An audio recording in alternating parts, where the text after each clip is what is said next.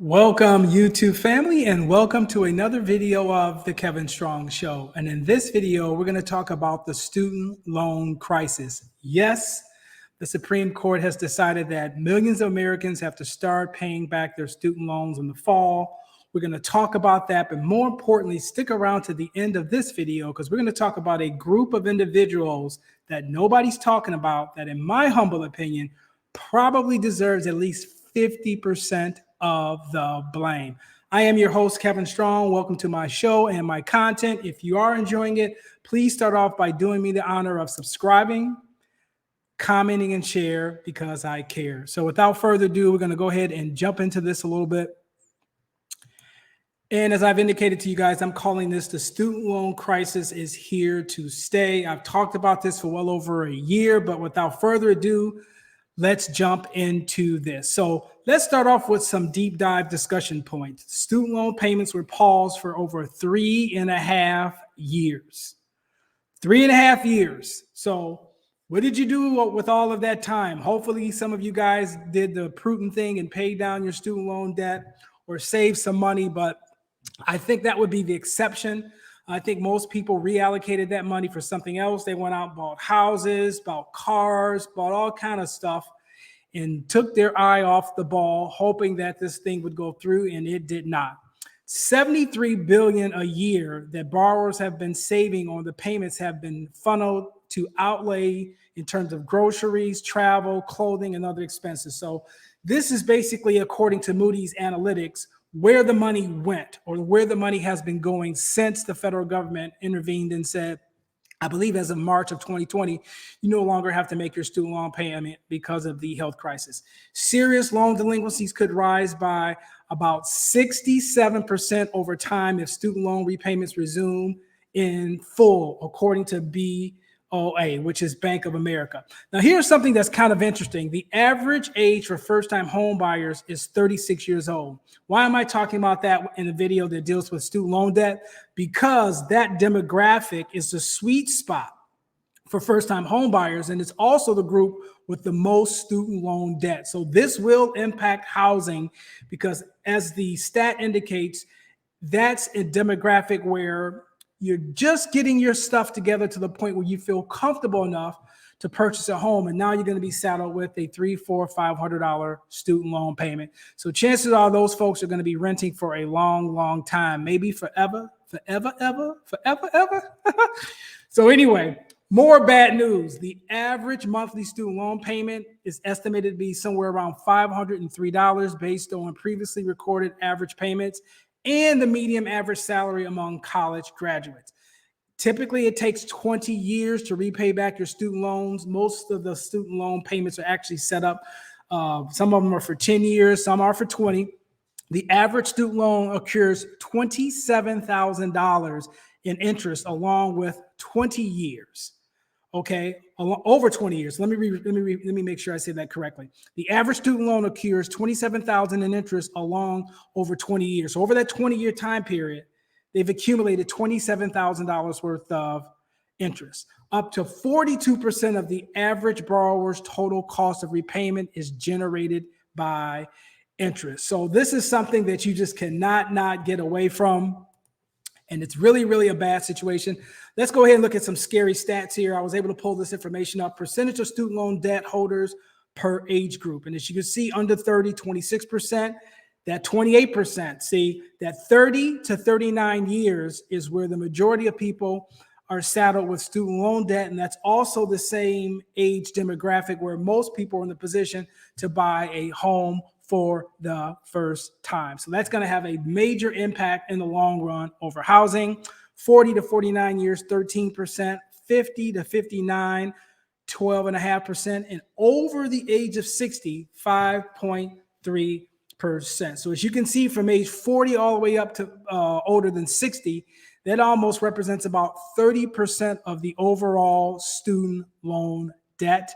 This is a hot, hot, hot mess. This couldn't come at the most inopportune time in terms of decades of inflation, gas prices, rent going up, food prices, you name it. And all of a sudden, people are going to have to pay back those student loans.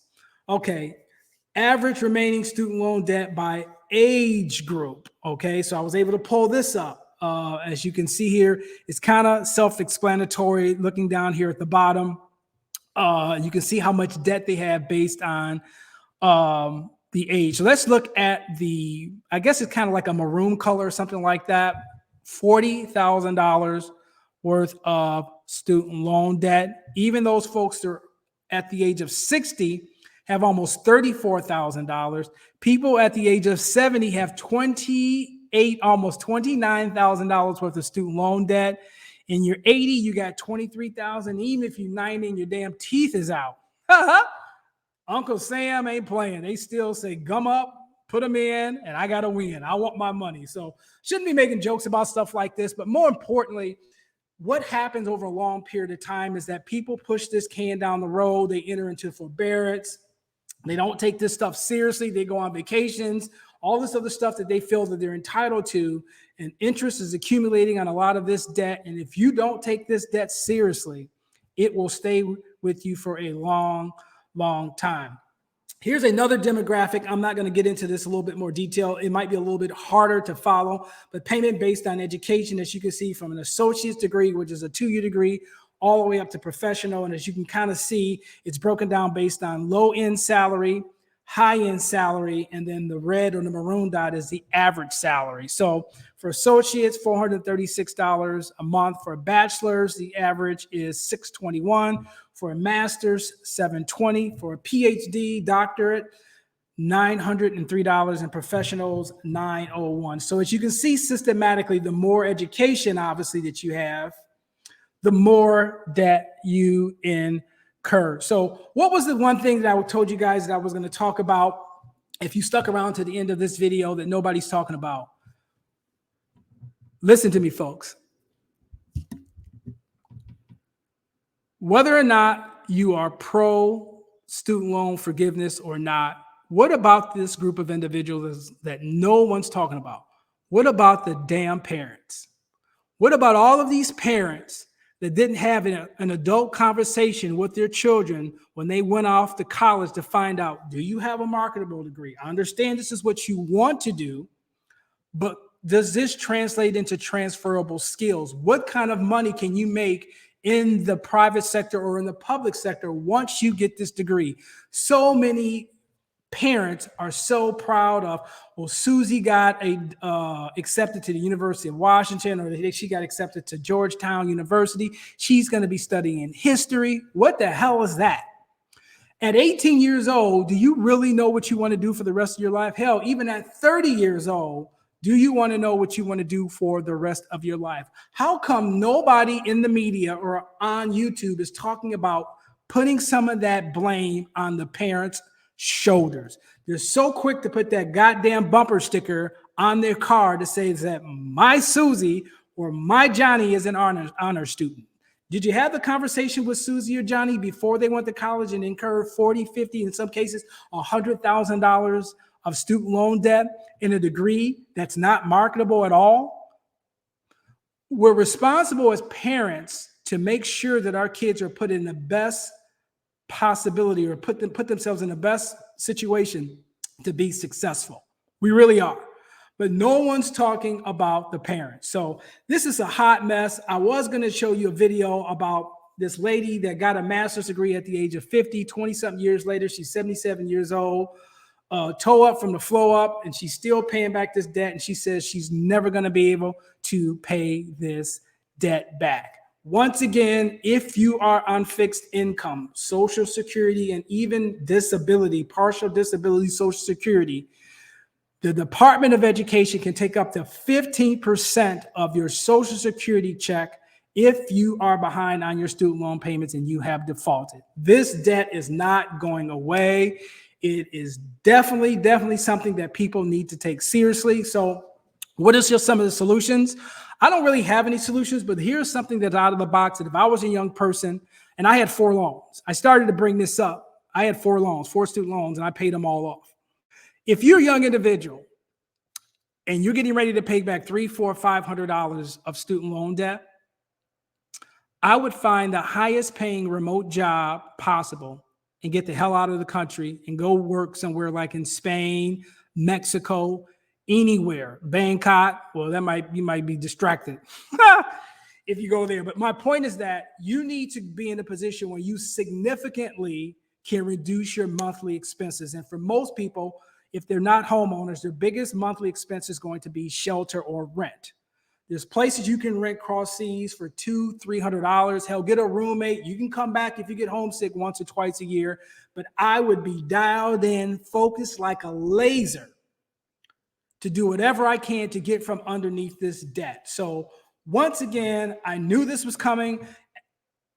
I don't have a political dog in the fight, but this is my opinion about the student loan things. And then I'll wrap up the video. I think President Biden knew all along that his executive order to try to forgive student loan debt was going to be challenged in the court. And he knew that the court was going to rule against him. But he can say for 3.5 years, student loans were paused. The payment was paused. So he has plausible deniability to say, hey, look, I did everything I could to keep this burden off your plate. And it's that damn conservative Supreme Court. It's them damn Republicans that don't want you to have a quality of life. Regardless if you think that's true or not, it doesn't matter. You know what I've been saying for months. Solve your own pain because pain is local. Quit getting fixated on politics because politics does not translate into a better quality of life unless you take ownership of your own life. So in summary, I think President Biden has plausible deniability.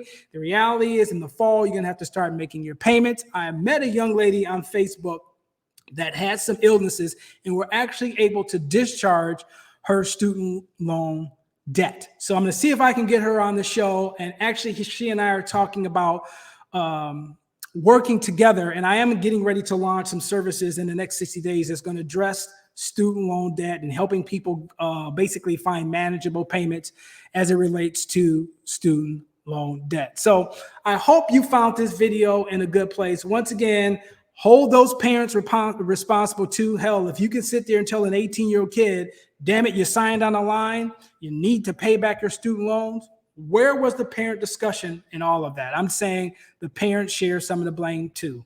I'm going to leave you with my famous quote. Keep your credit score up and your debt down.